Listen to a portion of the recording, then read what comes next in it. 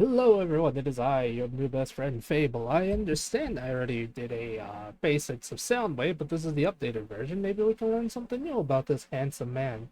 He is literally one of my favorite Decepticons. I know, in some continuities he's actually super evil, super mega evil and all that crap. But I don't know. I just think it's cool that in one continuity he just wanted to stick to what the Decepticons wanted, which was, a place for their own species and race and whatever.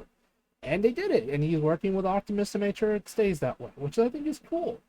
That's just me. Let's see what happens in this one. Don't forget, there'll be weekly episodes of the basics in December as we dive into Obscure Characters Month. Ooh, obscure. Updated and expanded for 2023, it's time for a fresh look at the basics on one of the Transformers franchise's most iconic characters, the mind-reading, sound-controlling master spy, Soundwave. The toy that would become Soundwave was originally released in the Japanese toy line Microchange in 1983 under the name Cassette Man. The toy transformed into a micro-cassette player and was designed to interact with the cassette robo released alongside it, small robots that converted into cassettes which fit inside the larger figure's tape door. The whole assortment was imported by Hasbro to become part of the first year of the Transformers toy line in 1984, with Cassette Man's head even serving as the inspiration for the Decepticon insignia. That's actually kind of cool. As Soundwave, the toy came packaged with the Condor cassette Buzzsaw, with others being sold separately. The cassette interactivity gimmick was a big hit and made Soundwave one of the most popular toys of the line. Just letting you all know, I will get the name Soundwave and Shockwave mixed up. I am not sorry, nor will I ever apologize. He remained on sale through 1986, 1 year longer than most other 84 figures. And later years would even see Hasbro produce new Transformers original cassettes to go along with him. Marvel Comics writer Bob Budiansky wrote a profile for Soundwave that assigned him the role of Decepticon Communications Officer, whose mastery of radio and electronic signals was so great that he could even read minds by monitoring the electrical impulses of others' brains. As characterized by Budiansky, he was a smooth-talking, backstabbing opportunist who had climbed up the Decepticon ranks by using his abilities to gather blackmail material on his teammates. I don't like that version of him. It just sounds so weird. Very little of this personality translated to the Transformers animated series. Soundwave was one of the main Decepticon cast members in the show's first 2 seasons, and one of Megatron's most loyal followers. He was famous for his electronically modulated voice, provided by actor Frank Welker. Eject, rumble, frenzy, ravage, buzzsaw, destroy Autobots.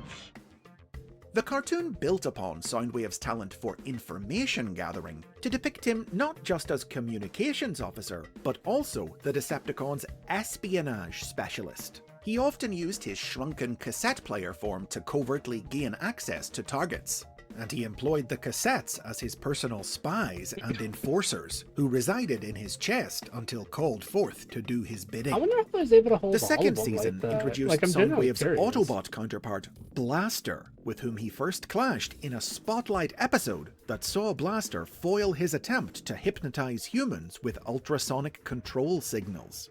Though Soundwave's role in the cartoon was reduced after this season, the 2 rivals and their cassettes would face off again in both the Transformers the movie and in another spotlight episode in the 3rd season, fighting over the sonic weaponry of the planet Eurythma.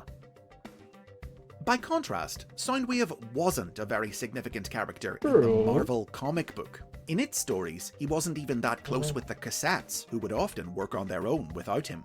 Really, the only notable thing about him was that for some reason he was coloured purple and was sometimes drawn with a mouth. Ugh.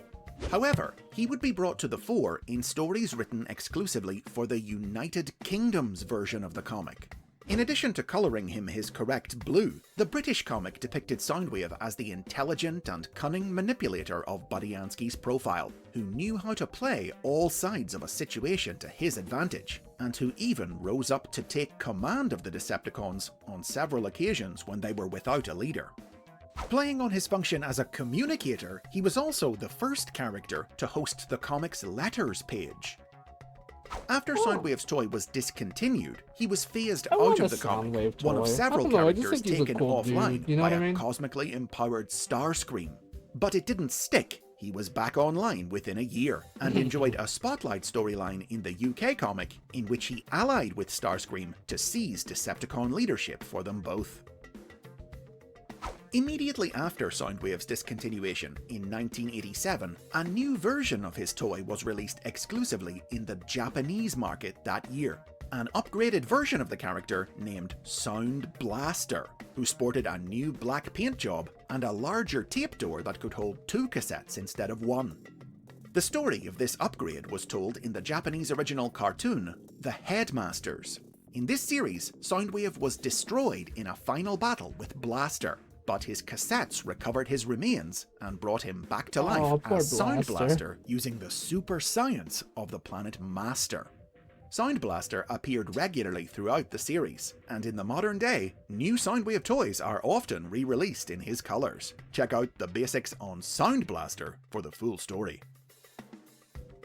One further toy of Soundwave was released in the original series in 1990, a non-transforming Action Master, whose partner drone Wing Thing converted from a gargoyle into a weapon for him. A few more toys followed over the next decade, but they weren't exactly recognisable as Soundwave. In 1995, the Generation 2 toy line reinvented him as a Ford Thunderbird stock car, while 1997's Machine Wars made him a missile carrier. Really, this was the result of Hasbro applying Soundwave's name to some random toys in order to keep it in use, so they wouldn't lose their trademark on it. Yeah, that makes sense. This practice also led to the introduction of a beast. Okay, I love the crocodile, alligator, and the bat. That's hilarious. Incarnation of Soundwave in the year 2000. This one explicitly a separate character who simply shared a name with the original. Dark, brooding, and with a tendency to be overly dramatic, Beast Wars Soundwave was part of the mutant range of figures who didn't have robot modes, and instead transformed from bat to alligator. However, as Transformers entered the 21st century, these random uses of Soundwave's name quickly stopped. Every new incarnation of the character in the new millennium has been based on the original, a return to his roots that's seen Soundwave emerge as one of the brand's most significant and popular recurring legacy characters, with copious numbers of toys and media appearances. Most modern takes on Soundwave are based on his portrayal in the original cartoon, with that iconic voice. And his most prominent cassette minion from the show, Laserbeak, has come to replace Buzzsaw as his standard pack-in partner. Modern stories tend not to feature Soundwave's mind-reading powers. Instead, they often play up his connection to sound and music by depicting him with the power to control sound itself and use it as a weapon. Also, the dated nature of his... Not gonna lie, I love all of these models. I really, really want a Soundwave toy, guys. You have no idea. Original alternate mode has required Soundwave to be reimagined with a variety of new, more era-appropriate forms over the years. Most frequently, communications trucks and stealth aircraft. Though the trade-off is, his new forms rarely have the same kind of strong thematic connection to his minions that his old alt mode did. That said, there have still been multiple toys, usually ones aimed at older fans and collectors, that recreate his classic cassette player form, or try to capture its essence in modern equivalents, like an MP3 player or a tablet computer. The tablet computer, not so much. Soundwave's first big role in this new era was in 2005's Transformers Cybertron, which reimagined him as a stealth bomber, packaged with a laser beak who became a bomb for it. As seen in the Cybertron cartoon, this incarnation of Soundwave was an unaffiliated robot out to get revenge on the Transformers who destroyed his homeworld, Planet X. He was a master of deception and disorientation, who talked like a DJ and could alter his voice to impersonate anyone. Introduced in 2008, the Transformers animated incarnation of Soundwave. I don't know if I like this version, I'm not gonna lie. I love the guitar, but at the same time the design is just, I don't know. Let me know what you guys think. Turned into an SUV with a powerful sound system, while his minions transformed into musical instruments, like the included Laserbeak, who became a guitar.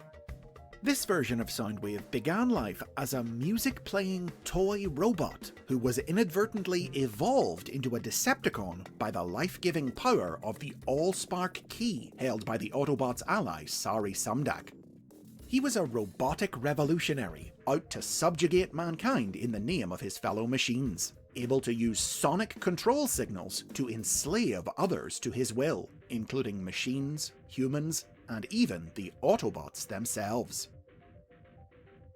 There were plans to include Soundwave in the first live-action Transformers movie, but as those ideas were developed, they wound up inspiring the new characters of Blackout, Barricade, and Frenzy instead. So Soundwave had to wait until 2009's Revenge of the Fallen to make his live-action debut, for which Frank Welker returned to the role.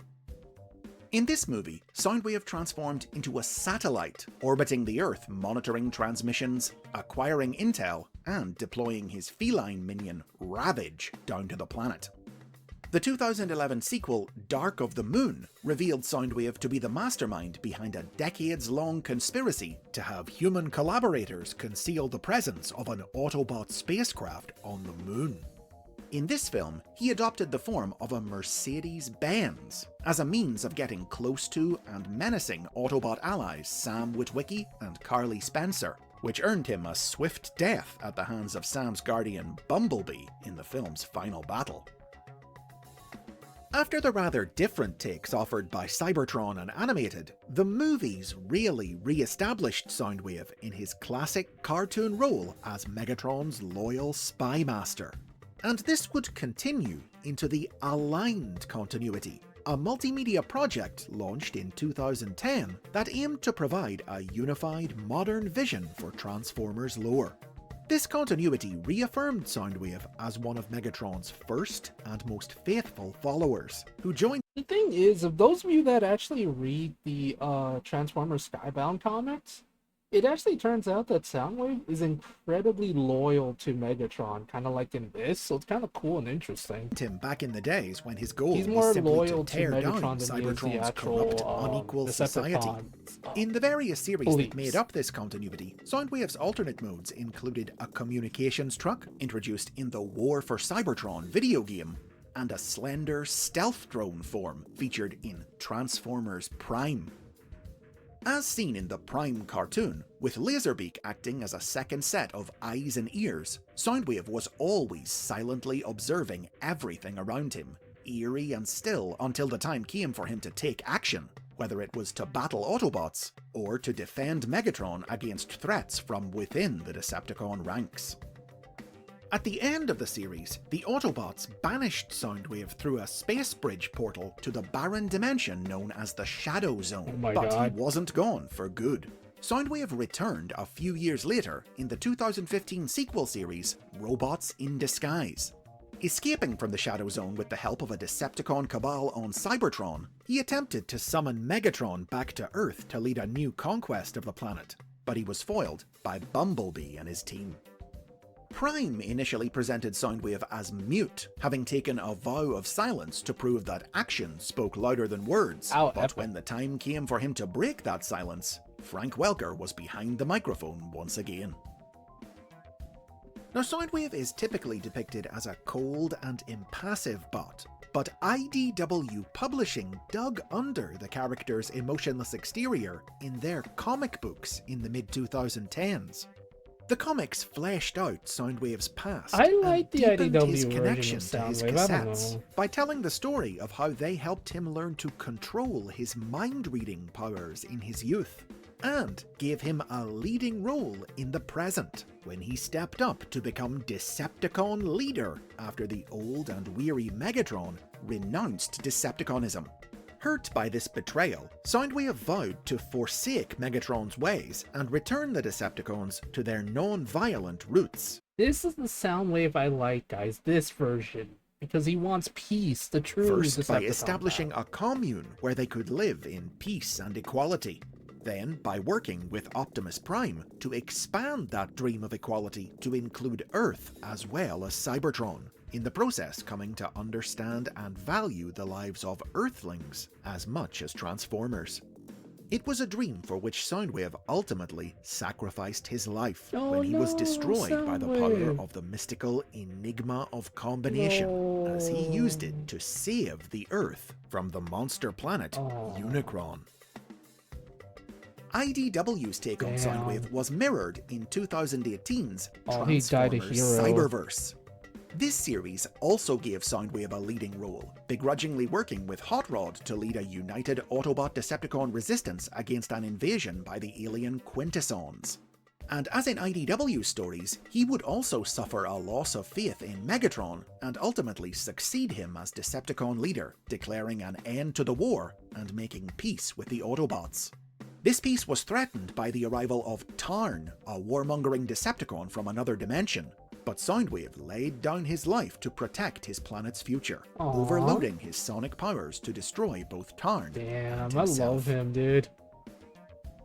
Other notable appearances by Soundwave in recent years have included 2018's Bumblebee live-action movie, in which he was briefly featured leading the Decepticons on Cybertron in the absence of Megatron, and 2019's Siege toy line, which reimagined him with a boxy Cybertronian spacecraft mode, and earned him appearances in the line's tie-in cartoon and comic books. Most recently, he's taken the form of a stealth bomber again for 2022's Transformers Earthspark, in which he's once again found himself at odds with Megatron, considering him a traitor to the Decepticon cause after Megatron joined forces with the Autobots to end the war. But with new toys, comics, animation, and more already on the horizon, whatever form he takes in the future, and wherever his loyalties may lie, there's no doubt that Soundwave will be a staple of the world of the Transformers for many years to come. Still one of the franchise's all-time great characters, it's truer today than ever before that Soundwave superior. Soundwave superior. Soundwave superior. Soundwave superior. And those are the updated basics on Soundwave. A long time coming, but I hope they were worth the wait. Let me know your favorite incarnation of him in the comments, and be sure to subscribe and turn on notifications to make sure. My favorite version is literally the IDW run where he becomes a hero, literally follows the path of what the Decepticons were supposed to be, find peace, and then dies a hero.